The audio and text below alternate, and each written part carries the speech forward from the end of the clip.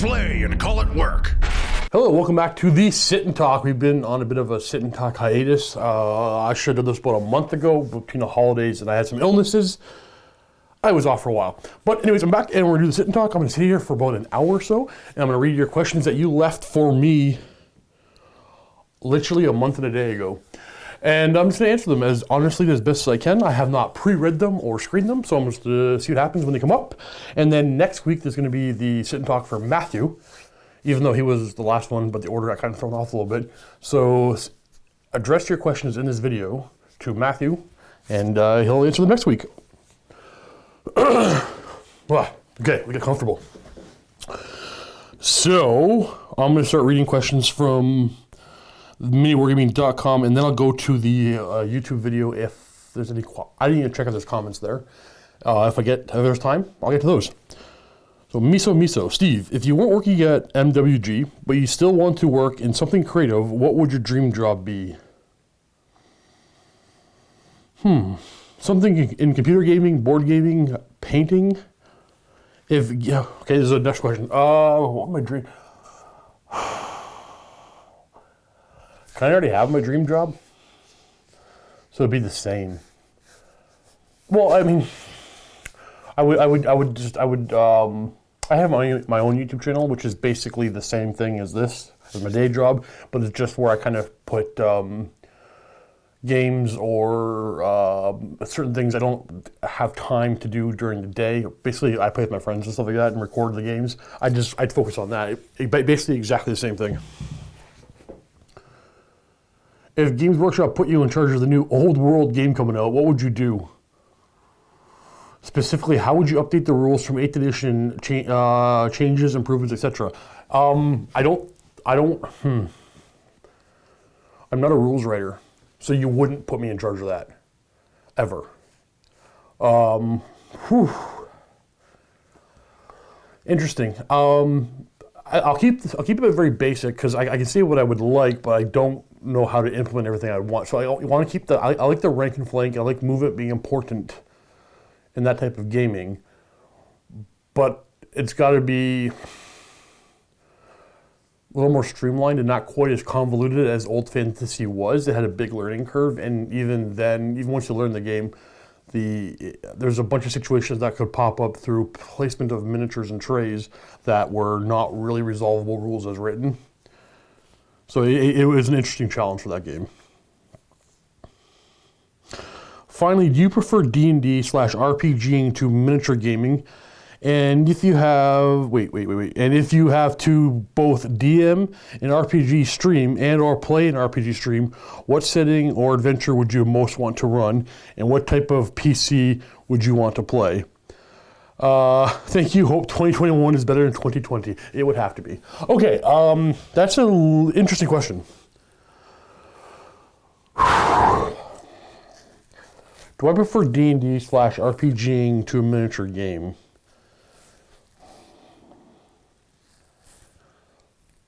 I love them both. I don't think I prefer D&D over, because I play I play miniatures miniature gaming. I play with my miniatures 5 days a week, 8 hours a day. And I only play D&D once a week for about 4 hours. So in that regard, I rather play more D&D, and I play enough miniature games. So I don't want to it's like picking between your children, right? Like, I'm not gonna pick my favorite child. No, I love them both. I enjoy playing Warhammer, but if I never played again, I could deal with it as long as I can stay in the hobby, stay collecting, stay painting, continue building armies. So I'm less interested in playing, even though I really enjoy playing, than other parts of the hobby. Whereas there's not a lot of hobbying in D&D. I like to create a lot of miniatures. I print up my miniatures all the time and paint them up. But yeah, no, I guess I prefer playing D&D, but I prefer hobbying miniature games. I would never DM. I don't think I have the skills to do so. I'm not a storyteller.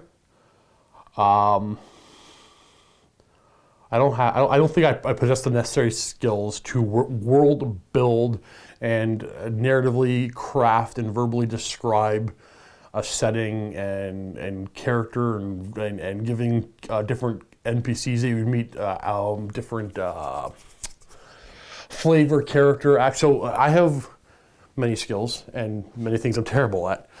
Here's some things I'm terrible at. I can only do my voice. I can't do accents to save my life. So all my characters sound like me. And all my characters eventually become a version of me when I play. I don't have the necessary skills to stay in character. They all turn into me eventually. I like the D. I like Faerun. I wouldn't mind trying the fantasy D&D setting, like the Warhammer Fantasy Battles D&D setting, but I like the D&D one. Grot Soup 24, Steve. Have seen a wait. Man, I can't read. Have seen a new batch of fantasy backups appearing, and I'm wondering if you and Josh had considered playing High Elves versus Dwarf game. It would literally be the War of the Beard.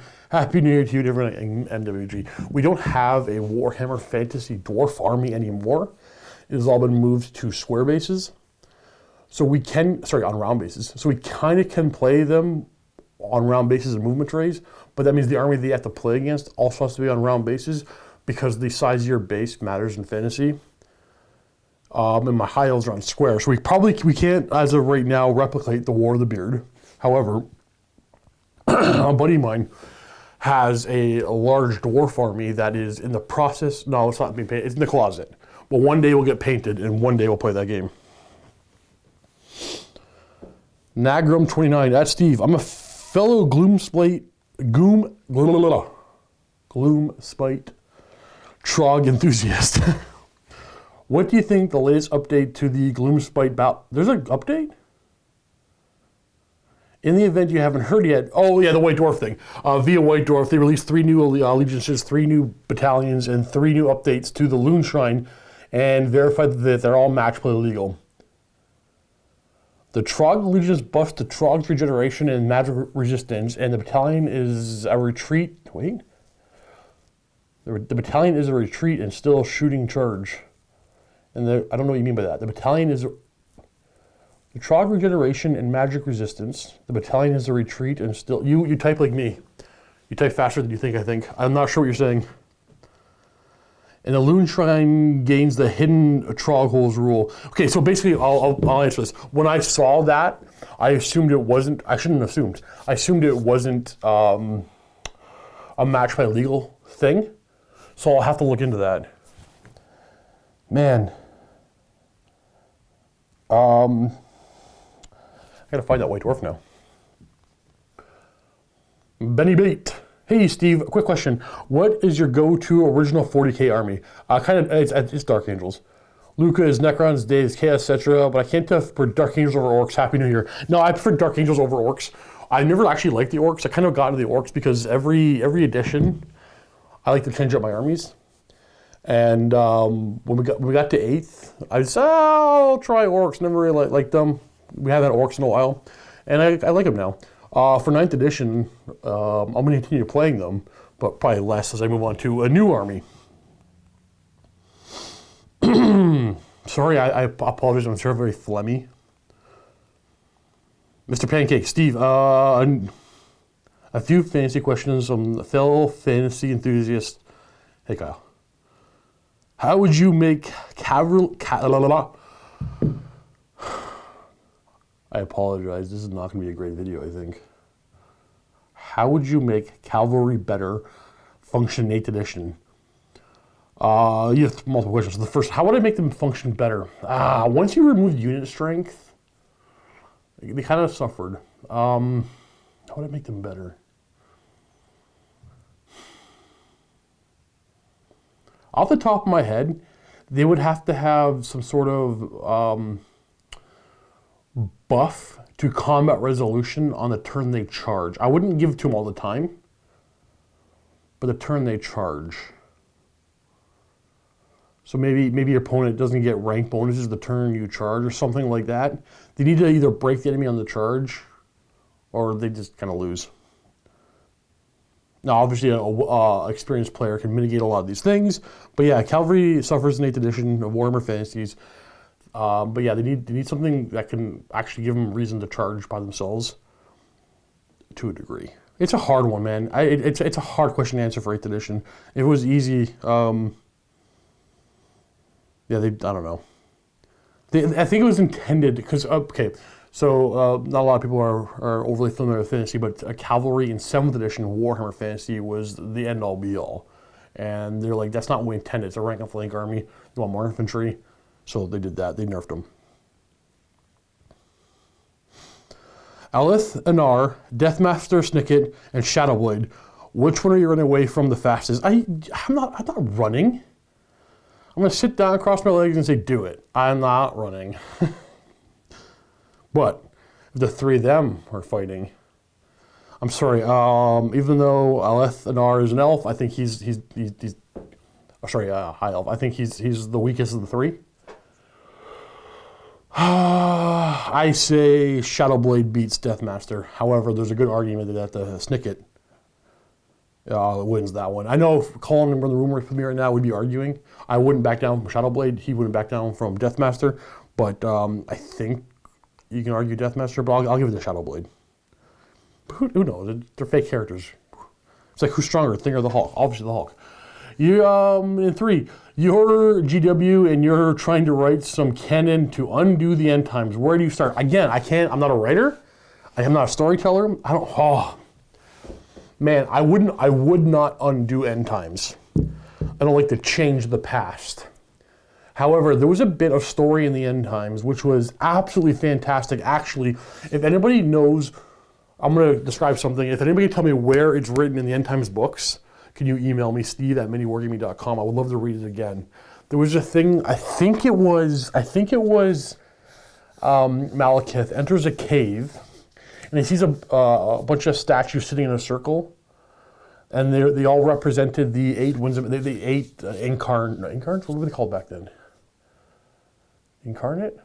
Were the incarnates? I think they were the incarnates. Representing the 8 winds of magic, and he recognized, it was like an inner monologue of like, I recognize these are us. This one is me, but not me, because he was looking at the one that was the incarnate of shadow. And that was him. It's hard. It's a long thing. Basically, it implied that the world that was the end times old world was destroyed before. There was an end times previously, and 8 heroes arose to become the avatars of the 8 winds of magic. A massive war, and the realms were shattered, and it ended, and it's just the cycle happening again. I would like to read that again to kind of get it refreshed on exactly what actually happened there, but I would just double down on that and have like the reset, have it come back. So like this is just another loop that the world goes through. When the winds of magic get too strong, heroes embody them, war, the realms split, shatter, and then they slowly coalesce back into one, and then chaos gets too powerful and it splits again. It's a roundabout thing. I'm sorry, if I was a better storyteller, I could explain it better. But I wouldn't undo it, I would continue it. We did a podcast with an ex-Game Workshop writer, and he said there were intentionally some Easter eggs built into the story that would allow Games Workshop to go back and undo it. Though I doubt they ever will. Yeah, okay, so maybe it is exactly what I just said. One of those things. Keep in mind that this question has nothing to do with Warhammer, the old world. Cheers and keep up the good work. Yeah, there were a number, there was something else too. What was it? The story of the Bretonians and the way they left.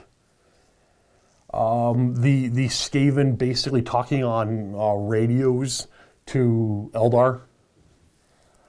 Spaceships. Yeah, there's tons of things.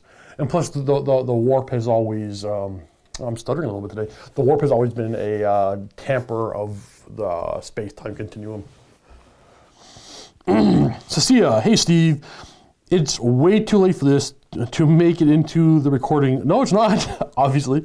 I want to wish you all a Merry Christmas and Happy New Year. Well, thank you, even though that was a month ago, I apologize. Seraphon Rules 116. Hey Steve, what do you think we will get, when do you think we'll get a Lumineth book review? And what do you think about Techless now that you played them? Yeah, we never did do a book review. We didn't have time. Obviously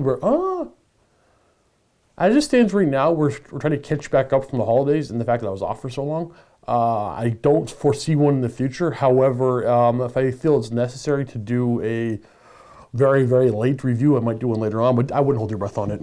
I like it though. I love the book. I love that book.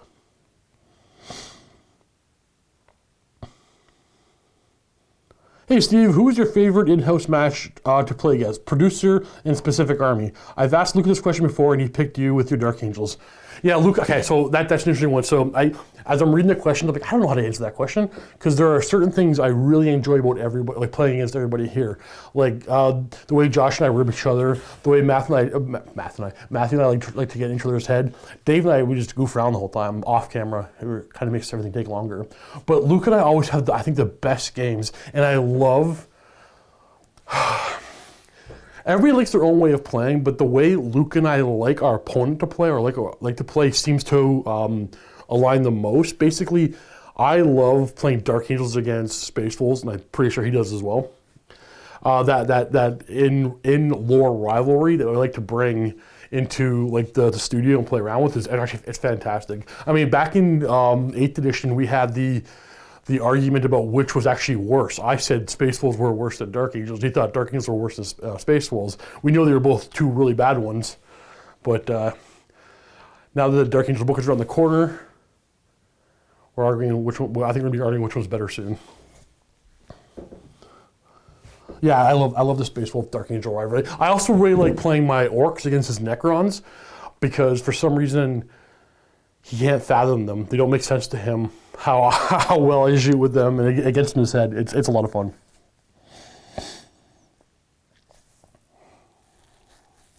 Dan 211085. Hey Steve, hope you are better. So you have been painting your Beastmen a bit lately. Yeah, I added a bit of Beastmen.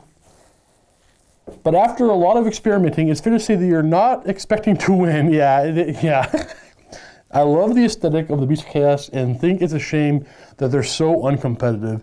If they got a new book tomorrow, what rules would you like them to have? Should I change to make them better, but keep them thematic? Okay, so I'm going to say it again. I'm not a rules writer. I'm never a guy who should write rules. However, I do have an answer for this one. Because I like the fact that the Beasts of Chaos are cowardly. I like that they're really poor leadership. In fact, I would almost even lower their bravery characteristics. Some of them have bravery 4. I'd lower it still. I like that they're cowardly. I don't want them to increase their combat potential to the point where I can send in a unit of anything and expect them to win combat. I want Beasts of Chaos to lose every fight one-on-one. I want them to have to be cowardly and gang up on things, like the raiders that they are. So, the rule I thought would be pretty cool for them is give them buffs for, like, I wouldn't change stats other than lower bravery maybe, but give them buffs for ganging up on units. So say like if 2 units had charged 1 enemy and made it into like engagement range with them, both units would gain +1 to hit. I wonder if, okay, so my thought, okay, so you get +1 to hit if 2 units charged, and maybe +1 to hit and wound if 3 units charged the same target, and then maybe +1 to hit and wound and damage if 4 units charged. But like it can get out of hand, so you gotta be careful with that. And I'm not sure if all units should get it or the second Beast of Chaos unit to fight. So let's say Gore Unit 1 attacks ogres. They do the regular profile, and then the ogres would fight, and then Gore Unit 2 would fight, but they would get the bonus. And then maybe an Ungore Unit was also charging with them, that they would get the 3rd bonus. So like basically, I would like to see something about ganging up on units. Bonuses for multiple charges on the same thing. I don't want to see a super effective Beast of Chaos combat. You know, run in and do the work by themselves. I don't want that. I don't want to see good leaders that buff other units, make them a lot better. That's not what the Army is. I don't want that to be the Army.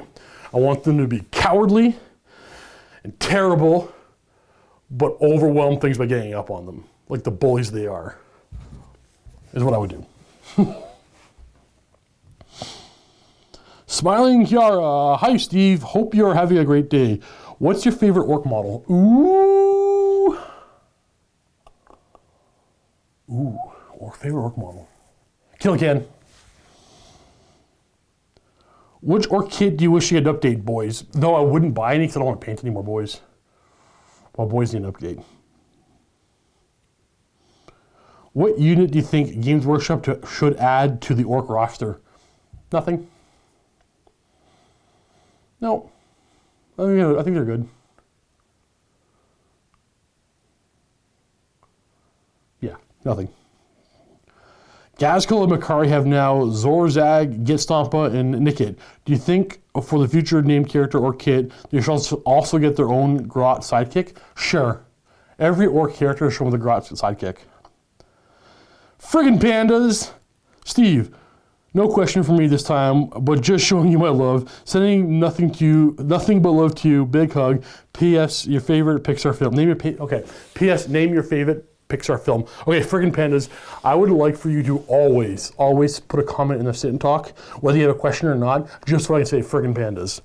Because friggin' pandas. Name my favorite Pixar film. I can't name a single Pixar film. Is WALL-E Pixar? I know what WALL-E is. I've never seen it. Is Toy Story Pixar? I know what that is. I've never seen it.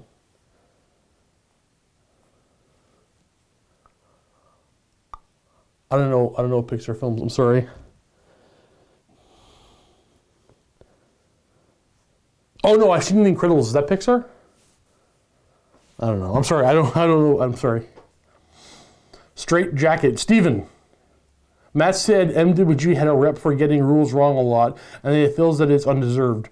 Have you heard of this rep, and do you feel it undeserved? Yeah. I mean, if you peruse any of the forums out there, there's a lot of comments people asking, like, what do people think about mini wargaming or whatever, and there's a lot of comments of, oh, you get rules wrong all the time.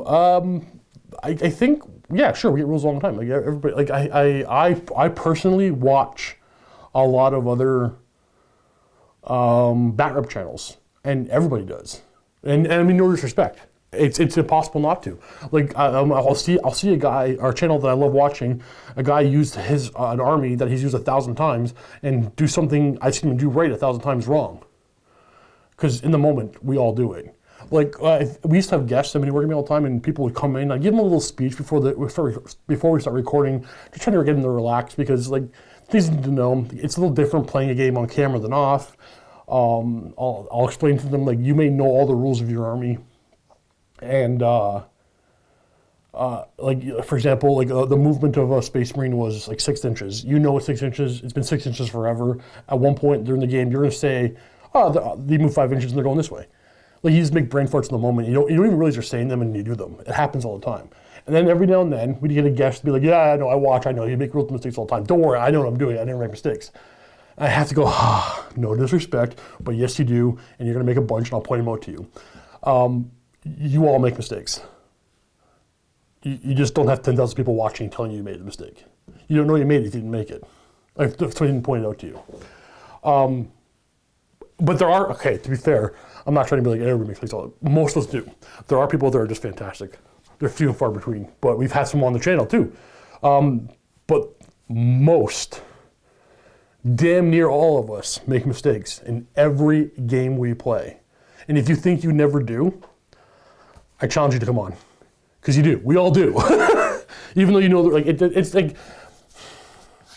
unless somebody is there to point them out to you, you don't always know when you make them. And if you recorded your own game at home and then watched it again, you go, "Oh, I can't believe I just did that. I know that's not how that works." It happens, but it's part of the job. Like this is an embarrassing one. So I have, I recorded a bunch of like 6 actually, Lumineth Realm Lord battle reports with a spell that I did wrong for every bat rep, but nobody's seen it yet and told me I did it wrong. I had to go back and read the spell. I'm like, oh, I read the spell wrong. So 4 have gone out, and people are getting mad. Like, you're not even reading the comments, you're not reading the fact that we told you you've done it wrong. I'm like, I've already recorded the bat reps. Like, it's too late. But yeah, it happens.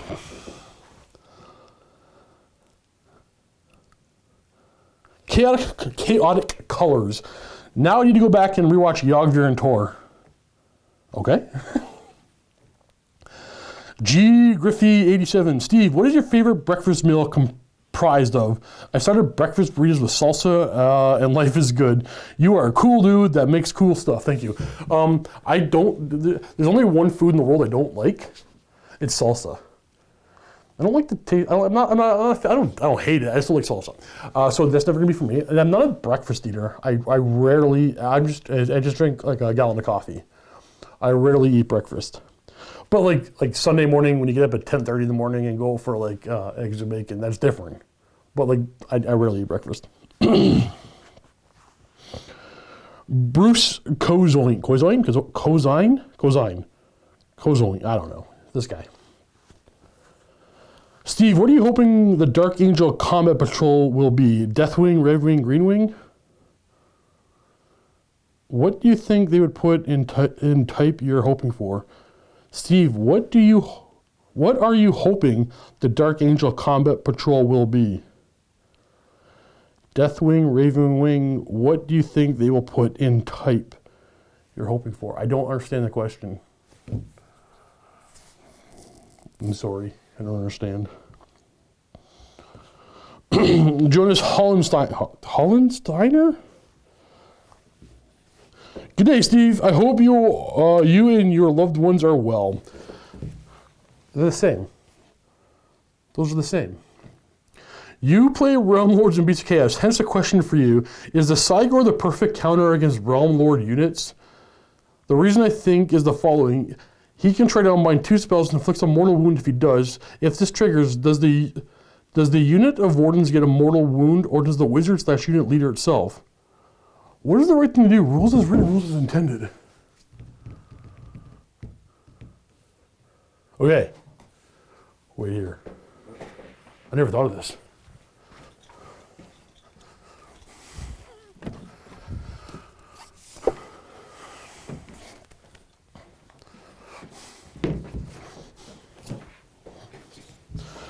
Sorry. But this actually has me intrigued.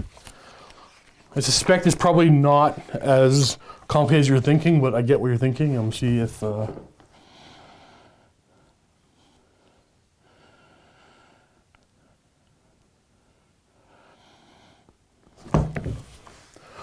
okay, so the leader of the unit is the wizard. Sorry, I have to go to my phone to open up. I buy my battle tomes on the app.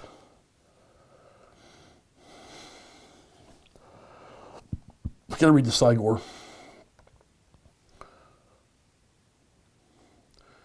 This is what you come for, right? Sit and watch me read.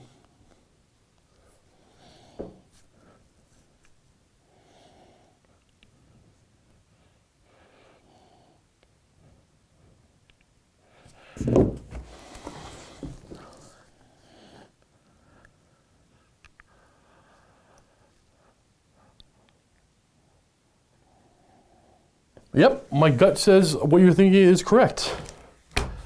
So, for everybody can understand what I had to go double check. So, Lumineth Realm Lord units, the sergeants, the leaders of the squads are wizards who can cast a spell. Cygors are a big Beast of Chaos monster that can unbind 2 spells, but when they do, they hand off mortal wounds to the wizard that casts a spell. I think the unit, I think you can argue that the unit would take the mortal wound, but what is written, the caster casts it, and they take the mortal wound. It can be argued that it gets allocated to the wizard, but then it goes to the all right, now I'm second guessing it. I'll look into it. I think the sergeant, the caster takes the mortal wound out of his unit, but they are one and the same, but they're not.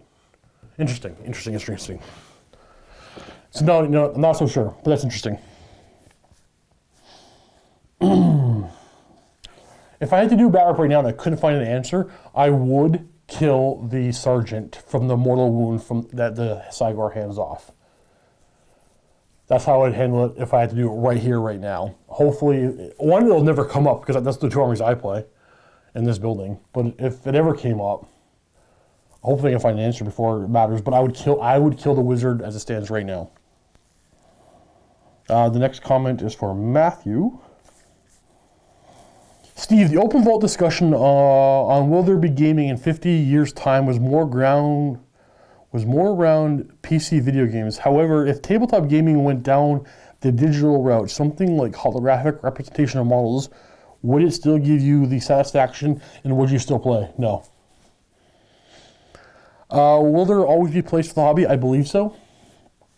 If you could digitally render your holographic models, would that give you as much pleasure for the hobby? No. If a PC/video game became all immersive wargaming with you commanding an army from the army commander's role, would you be interested? Finally, how could technology improve tabletop wargaming? I can't. I think they should stay separate from each other. I like the physical aspect of the tabletop wargaming.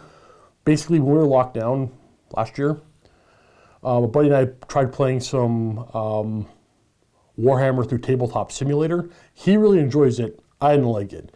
I didn't care about the miniatures on the table because I didn't paint them. No. It's a very tactile, it's a very, there's something about the tabletop game it's different from digital gaming, and it doesn't translate over for me. They're two very separate things. I like doing this. I like physically owning the thing, touching it, painting it, moving around on the table. Yeah, it wouldn't be the same for me. I'm not saying others would like it. That might be the future, as people don't. I don't know. Maybe people don't want to own their miniatures, whatever. Like, I don't know. No, it wouldn't be for me. It wouldn't be for me. I like owning and painting and that kind of stuff. Is that it? Oh, I got through them all. All right, I'm gonna go over to YouTube, assuming people still think we get tons of rules. Is there comments on here? There's 7. Question for Steve. Why did Lucas screw up and say Matthew last week? Yeah, so Matthew did the last sit and talk, and it was supposed to be me. Because at the beginning of this video, I said, hey, next week will be Matthew, and ask questions for him. Lucas was supposed to say it's for me. But that's because of, during the last lockdown, the order got shuffled around because Matthew used to be after Luca. So he just went from muscle or mental memory and just said what he used to say. That's all. It's just a minor mistake. The order got shuffled around and it got shuffled around again. And it's weird. We're trying to reset it. Matthew was the last one and he's going to be the next one. Dr. Caesar, Mr. the Mountain. What is one model or rule set for a model you wish would have never been created or written? Thank you.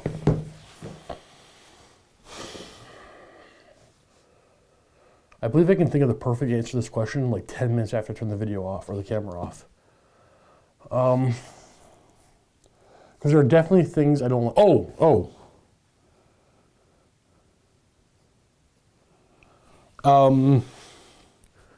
I don't like I've said it 1,000 times, I do not like the random turn mechanic of Age of Sigmar. I think that's the only thing holding back the game. I think it's, for me, I'm not saying, I think the game is fantastic. For me personally, the game could be amazing if that didn't exist. I think random mechanic can work for a lot of games, for me. I feel that it's a too grand scale of a game, and that does, in my opinion, more harm than good, even though it does save some games. But it ruins some. And if something can ruin and save a game, I don't think it should exist. That's all. So that's the one. Thanks for being awesome all the time. I'm not sure what date, April Fool's, would be best. For you should make, okay, I can't say that. But yes, honestly, we've all made that joke 1,000 times in this office, but we can't do that, okay?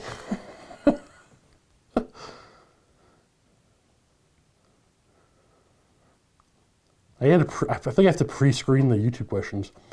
Mr. the Mountain, how many chickens does it take to feed a doggo that likes eating ducks? What?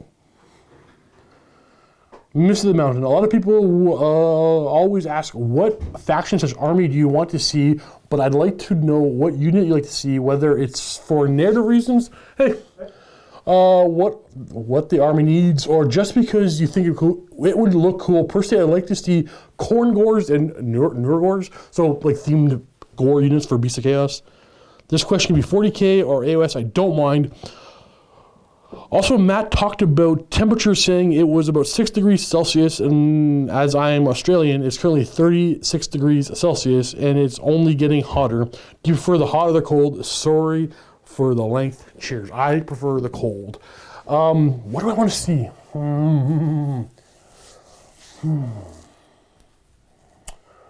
I would like to see... you asked for if it was lore-based, right? Whether it's for narrative reason or just because you think it'd be cool. Oh, easy. I would love the Lion to come back to the Warhammer 40,000 universe. And Jeremy Blankenship, sad to hear the guests won't be a regular as they used to, as it provided a nice variety of armies / players. But I do understand why. Also, love the shirt. I think you're talking to Matthew. This is all for Matthew. Yeah, you're playing Matthew. Okay, cool. How much time do we got? Yeah, that's it. All right, so that is it for this week's Sit and Talk. Remember to address your questions to Matthew next week. I don't know. Try to stump him. Give him a hard one. Get him thinking. Get personal, too. Probe. Thanks for watching, everybody. Happy wargaming.